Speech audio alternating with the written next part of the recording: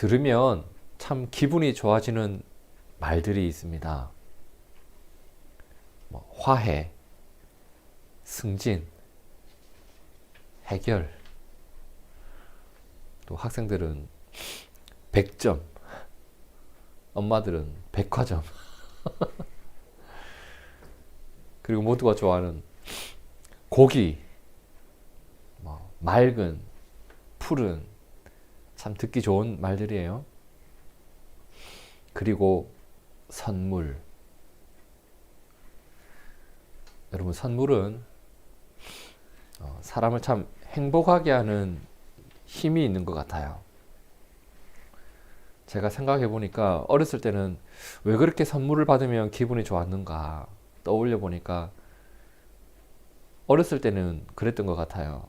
그냥 내가 가지고 싶은 것을 가지게 되었다는 것 그 자체가 그렇게 좋았던 것 같아요. 근데 점점 나이가 들면 들수록 가지고 싶은 게 별로 없어져요. 그래서 내가 필요한 것을 얻었다는 것 그 자체보다 누군가 나를 이렇게 기억해 주고 있다는 것, 나를 이렇게까지 생각해 주는 누군가가 있다는 것 때문에 그 선물이 참 행복하게 해주는 것 같아요. 오늘 본문 말씀에 보니까 하나님의 선물이 있다고 합니다. 하나님이 나를 기억하신 거예요. 하나님이 나를 생각하고 계셨던 거예요. 하나님께서 나를 위해 준비하신 선물이 있다고 하는데 본문을 다시 한번 볼게요. 예수께서 대답하여 이르시되 내가 만일 무엇을 하나님의 선물과 또 내게 물 좀 달라는 이가 누구인 줄 알았더라면 내가 그에게 구하였을 것이요 그가 생수를 내게 주었으리라. 자, 먼저 이 말씀을 예수님이 하셨던 상황부터 우리가 좀 봐야 될 것 같은데, 현재 예수님은 길을 가고 있었습니다. 길을 가다가 사마리아라고 하는 지역, 사마리아라는 지역에 이렇게 도착을 하셨는데 때마침 몸이 너무 지치셨던 거예요. 좀 쉬어가고 싶었습니다. 그러니까 쉴 곳 없나 둘러보는데 저 앞에 우물이 하나 보이는 거예요. 그 우물 옆에 가서 앉아 쉬고 계셨습니다. 그때 한 여인이 우물에 물을 뜨러 온 거예요. 예수님이 그 여인에게 말을 걸었습니다. 요한복음 4장 7절에 뭐라고 하죠? 사마리아 여자 한 사람이 물을 기르러 왔음에 예수님께서 뭐라고 해요? 물을 좀 달라, 물을 좀 달라고 하셨습니다. 물 한 잔 줄 수 있는 거잖아요. 그런데 이 여인이 왜요? 저 안 주기 싫은데요? 안 줄 건데요? 왜 안 줬을까요? 귀찮아서? 힘들어서? 그 이유가 요한복음 4장 9절에 나와요. 사마리아 여자가 이르되 당신은 유대인이기 때문에 나는 사마리아 사람이기 때문에 우리가 피차 물 달라고 할 사이 아니잖아요. 이 말을 하고 있는 거예요. 유대인이 사마리아인과 상종하지 아니하였다고 하죠. 사마리아 사람하고 유대인하고는 사이가 너무너무 안 좋았습니다. 9절에 나온 것처럼 아예 상종을 하지 않던 사람들이에요.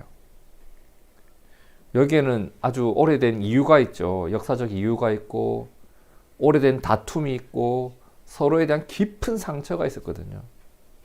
근데 예수님은 유대인이죠. 예수님은 유대인이었어요.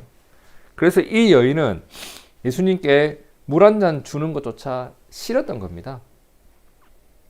자, 이런 상황에서 그 물 한 잔 주지 않았던 그 여인을 바라보면서 예수님이 하셨던 말씀이 오늘 본문 말씀인데,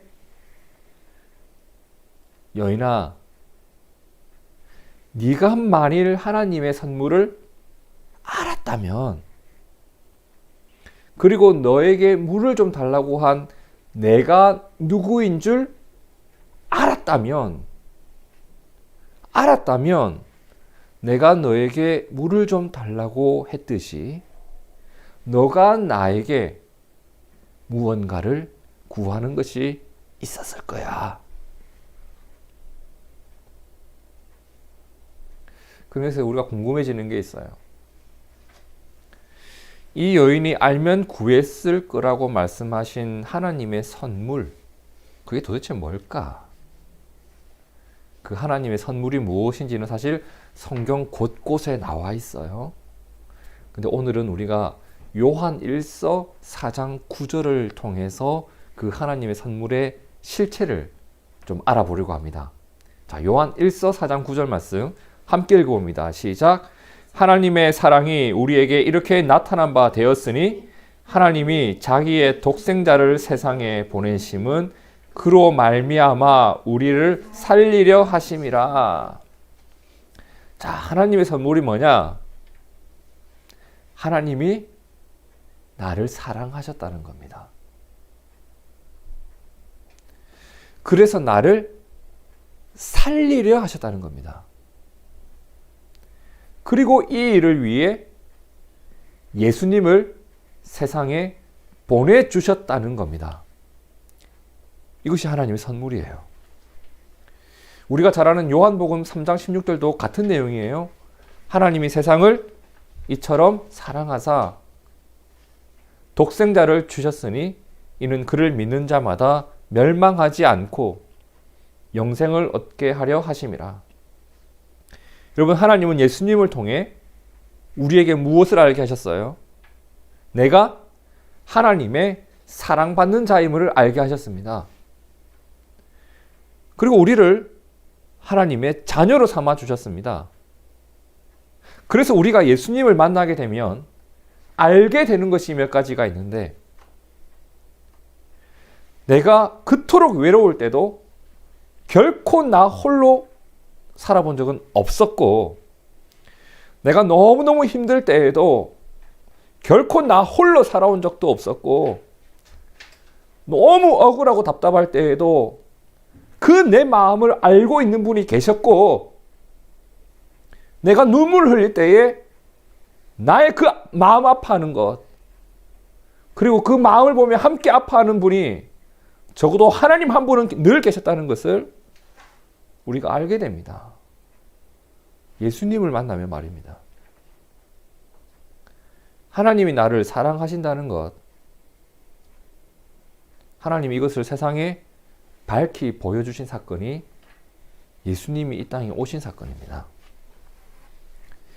여러분, 그래서 우리가 예수님을 만나면 하나님의 사랑을 알게 됩니다. 그리고 하나님의 사랑을 알게 되면 내 삶에 하나님의 위로가 있고 내 마음에 하나님의 소망이 심겨지고 그로 인해 내 삶이 회복되는 역사가 일어납니다. 여러분, 이것을 기억하셔야 돼요. 우리가 예수님을 믿고 얼마나 많은 위로를 받았는지 모릅니다. 우리가 예수님을 믿고 우리 마음에 품고 살아가는 소망이 있습니다. 그것이 어떤 역사를 일으켰냐면 내 삶을 살던 대로 살지 않고 회복시켜서 살아가는 역사가 있었던 겁니다. 우리가 교회에 다니면서 믿음을 품으면서 우리가 이러한 일을 누렸던 것 아닙니까? 예수님께 물 한 잔도 주지 않았던 이 여인, 요한복음 4장을 보면 이 여인이 지금까지 어떤 삶을 살아온 사람이었는지 잘 나오는데요. 너무 마음 아플 정도로 상처투성이었습니다. 삶이 산산조각 나 있었습니다. 너무너무 괴로운 삶을 살고 있었는데 이 여인의 너무 큰 아픔이 뭐였냐면 이 삶의 굴레를 벗어나기 수가 없었던 거예요. 어떤 사연이 있었는지는 모르겠지만 남편이 5번 바뀌었습니다. 그러니까 지금 살고 있는 남편이 6번째 남편이에요. 근데 이 남편도 남편의 역할을 해주지 않았습니다. 동네 사람들이 손가락질합니다. 쟤는 어쩌다가 저런 인생을 살아가냐고. 사람들의 그런 눈치와 손가락질을 피하기 위해서 물을 떠도 아무도 우물에 오지 않는 대낮에 정오에 해가 뜨겁게 내리쬐는데 물 들어온 게 이 여인의 삶이었습니다. 그러면 오늘만 이렇게 하냐? 어제도 그랬고 내일도 그렇게 할 겁니다. 평생을 이렇게 반복하며 살아가고 평생을 행복이라고는 경험할 수가 없었던, 기대하지도 못했던 게 이 여인의 일상이었습니다. 그런데 그녀가 예수님을 만나고 무엇을 알게 된지 아세요? 나의 삶을 하나님이 아신다. 그리고 하나님이 나의 아버지가 되어 주신다. 내가 하나님의 사랑을 받는 자라는 것을 알게 됩니다. 여러분, 그 이후 이 여인의 삶이 변화되기 시작해요. 내가 하나님의 사랑받는 자임을 알게 된 이후에 마음속에 맺혀있던 억울함이 사라집니다. 사람들의 따가운 시선보다 하나님의 따뜻한 시선을 주목하면서 사람들의 따가움보다 하나님의 따뜻함을 느끼면서 그녀의 삶이 회복되어져 가기 시작합니다. 자, 그러면 이 시작에 무엇이 있었는지를 우리가 봐야 돼요. 요한복음 4장 10절을 다시 볼까요? 예수께서 대답하여 이르시되 네가 만일 하나님의 선물과 또 내게 물 좀 달라는 이가 누구인 줄 알았더라면. 그것을 알고 나니 이 역사가 일어났던 겁니다. 이 모든 일의 시작에 무엇이 있었다? 예수님과의 만남이 있었고 예수님을 알아감이 있었다는 겁니다. 여러분, 하나님의 선물이 뭘까요? 하나님의 선물, 예수님이 나를 찾아오셨다는 겁니다. 그리고 예수님은 나를 찾아오셔서 우리에게 무엇을 알게 하셨어요?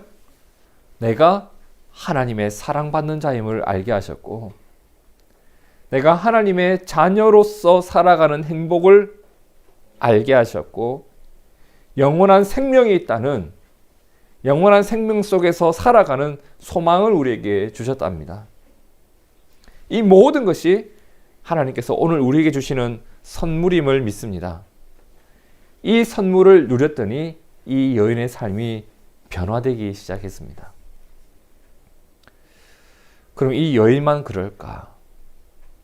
저는 지금까지 살아오면서 하나님의 선물로 인해 감사하고 소망을 품고 살았던 수많은 사람들을 만나고 경험하며 살아왔습니다.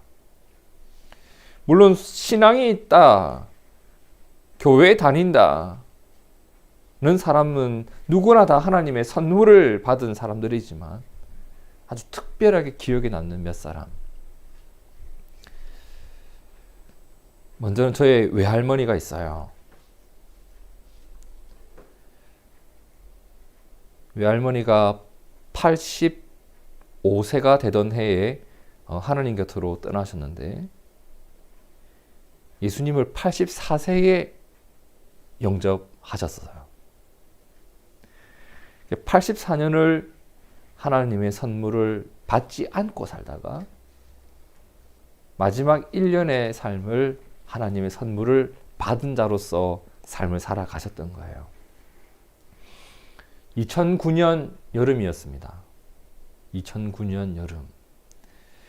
당시 할머니는 몸이 너무 많이 아프셔서 병원에 입원하셨는데 병원도 이제 장기간 입원이 안 되잖아요. 그래서 이 병원에 몇 달, 이 병원에 몇 달, 이 병원에 몇 달 이렇게 있다가 결국 부산에 있는 어떤 병원에 입원하고 있었습니다. 식사를 못 하신 지 오래되었다. 기력도 많이 약해지셨다. 곧 돌아가실 것 같다는 소식을 들었습니다.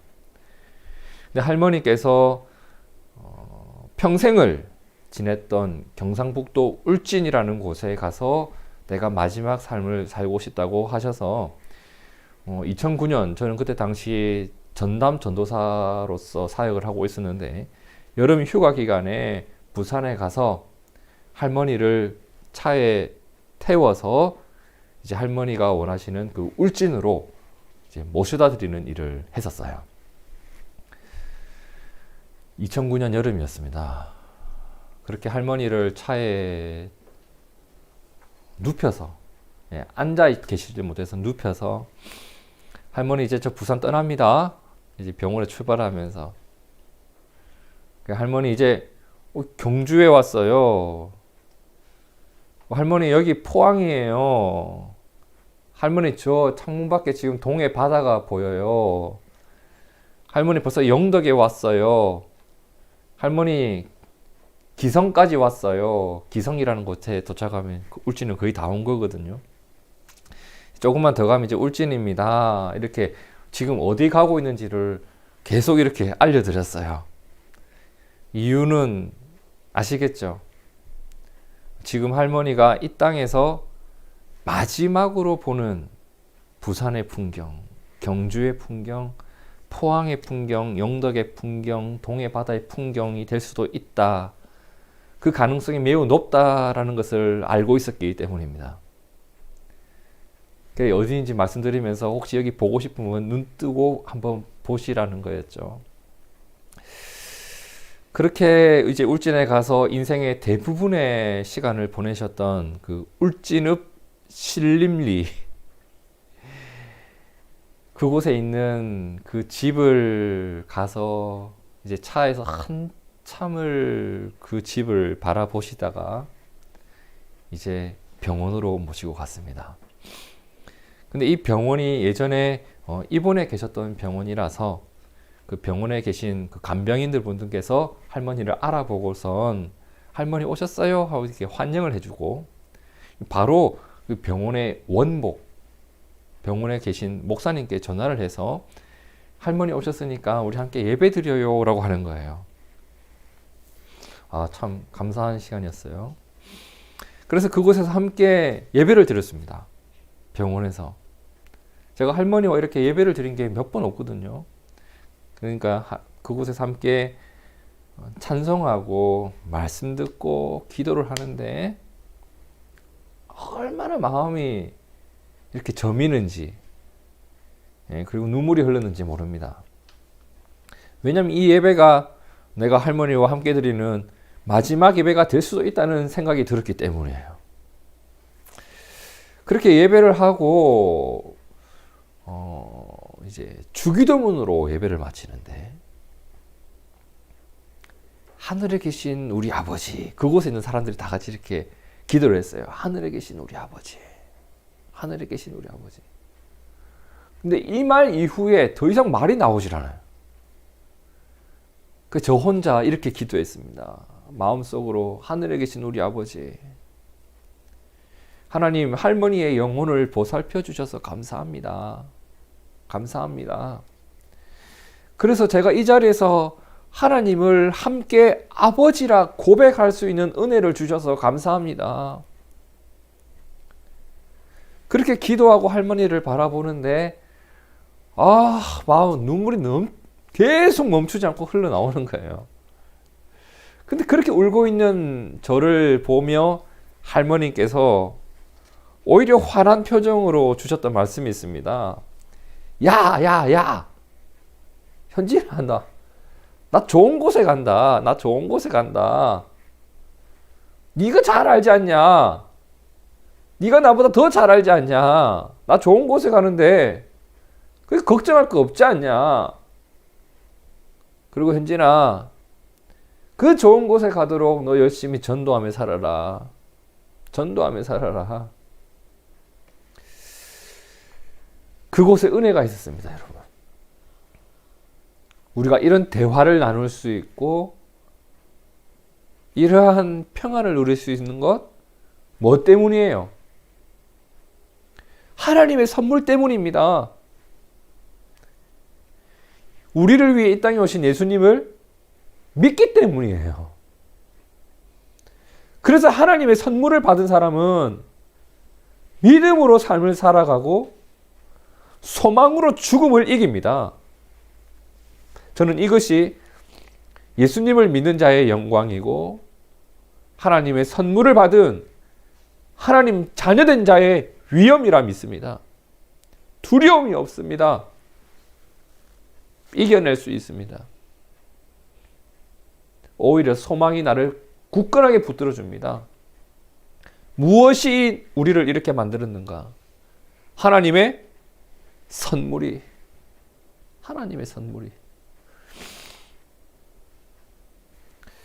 그리고 제가 너무 사랑했던 한 집사님이 있었습니다.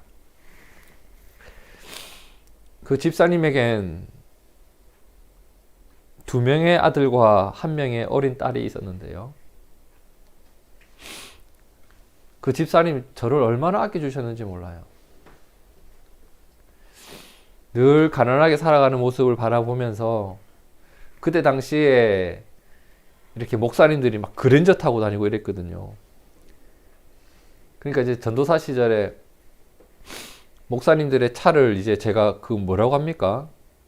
그 교회 앞에서 내리면 제가 그거 가지고 주차장까지 갖다 놓고 또 목사님 나오면 다시 갖다 주고 하는 그거 무슨 서비스라고 하죠 그거? 네, 발레 서비스. 전도사 발레 서비스 하고 있었는데 그렇게 발레 서비스 하는 저를 보면서 그 집사님이 저한테 이렇게 말했어요. 그 차 전도사님 차 됐으면 좋겠어요. 전도사님 꼭 그런 멋진 목사님 되셨으면 좋겠어요. 그래서 제가 그때 아멘 이랬는데 저를 그렇게 사랑해 주시는 분이었습니다. 근데 그분이 안타깝게도 폐암에 걸린 거예요. 참 평생을 착하게 살아오신 분인데 너무 놀랐습니다. 그분이 폐암에 걸렸다는 소식을 저는 그 교회를 떠나고 나서 들었습니다. 그래서 한번 가보고 싶었습니다. 그런데 연락을 들었어요. 너무너무 상황이 안 좋아지고 있다. 그래서 하루라도 빨리 병원에 가봐야 될 것 같아서 찾아갔어요. 찾아갔더니 제가 생각했던 것보다 너무 힘겨워 보이는 거예요.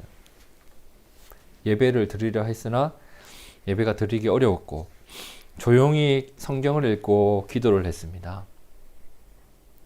그리고 제가 계속 그분께 읽어드렸던 말씀이 시편 23편이었는데 여호와는 나의 목자시니 내게 부족함이 없으리로다. 계속 읽어드렸어요. 그리고 집사님께 이런 말씀을 드렸어요. 집사님, 하나님이 집사님의 목자라고 하십니다.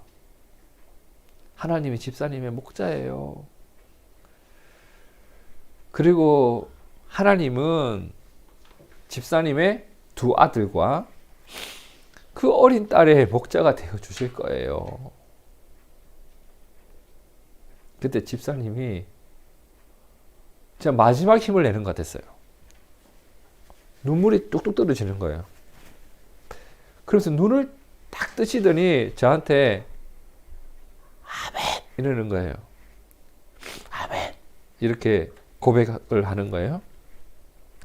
그렇게 집사님의 얼굴을 뵙고 이제 나온 지 한 2시간쯤 지났을까요? 전화가 온 거예요.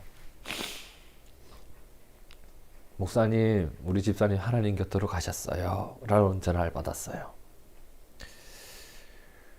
그리고 세월이 많이 흘렀습니다.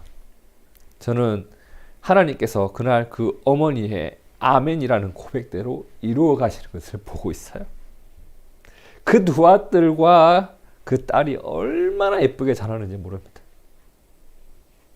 그때 우리가 함께 병원에서 하나님이 우리의 목자가 되신다는 것, 하나님이 내 자녀의 목자가 되어 주실 것이라고 하는 그 믿음으로 평안을 누렸던 것, 하나님을 의지할 수 있었던 것,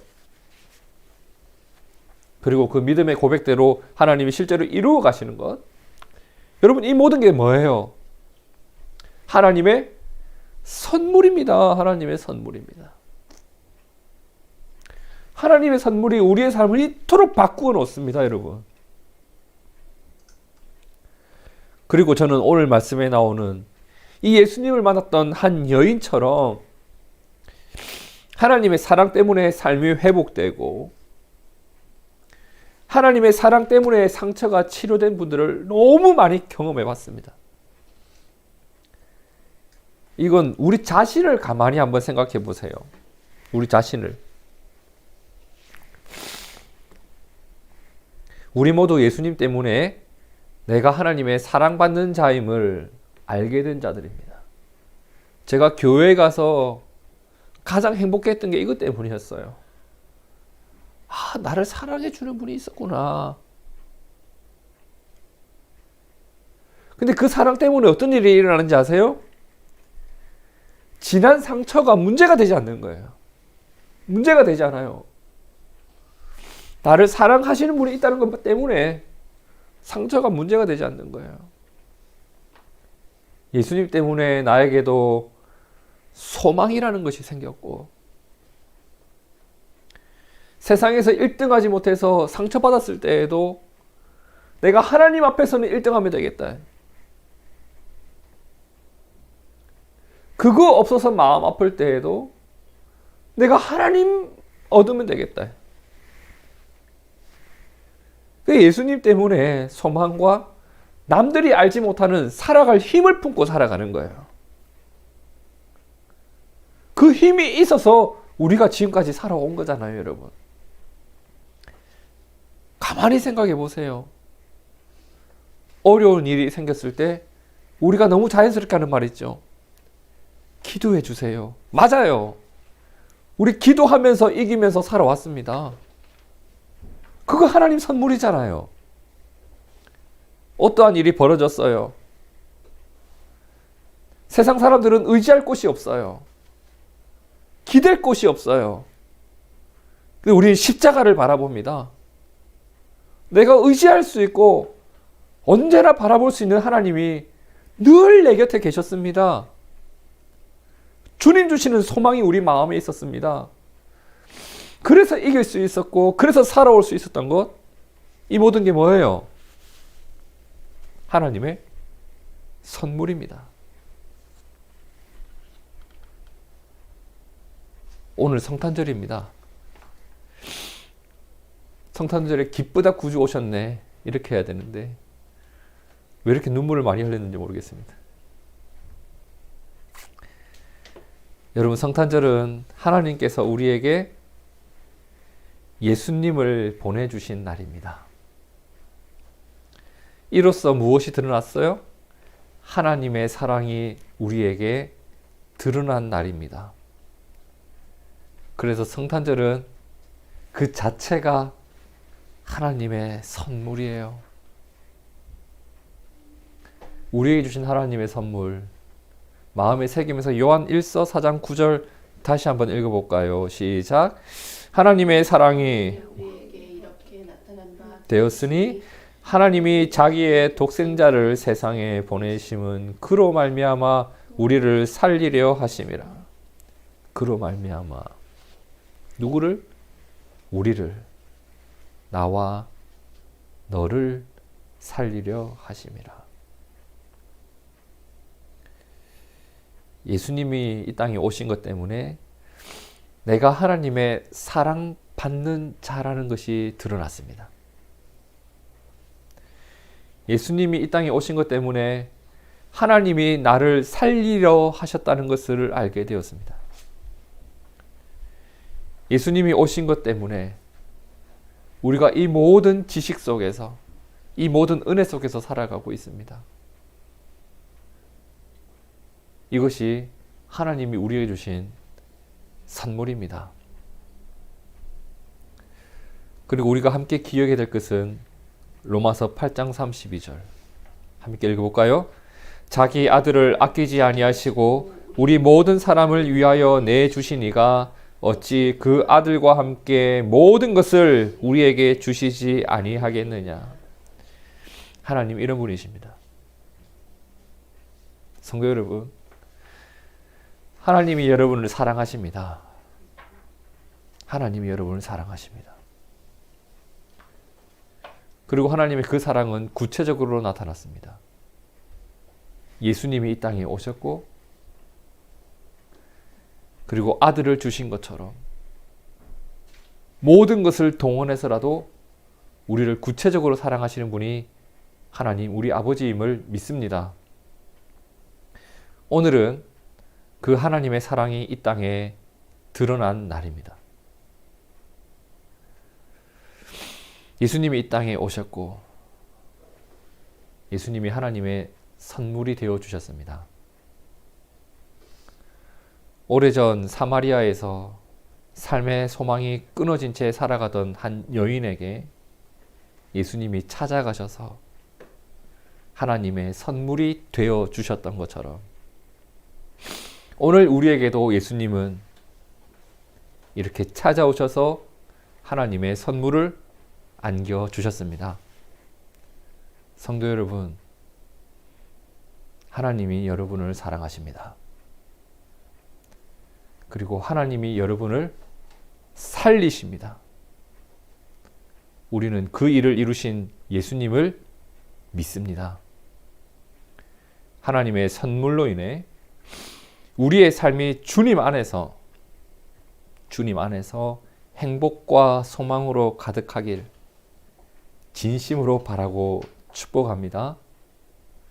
하나님의 선물이 늘 우리 마음 속에, 우리의 삶 속에, 우리의 소망 속에 있기를 축복합니다. 함께 기도하겠습니다.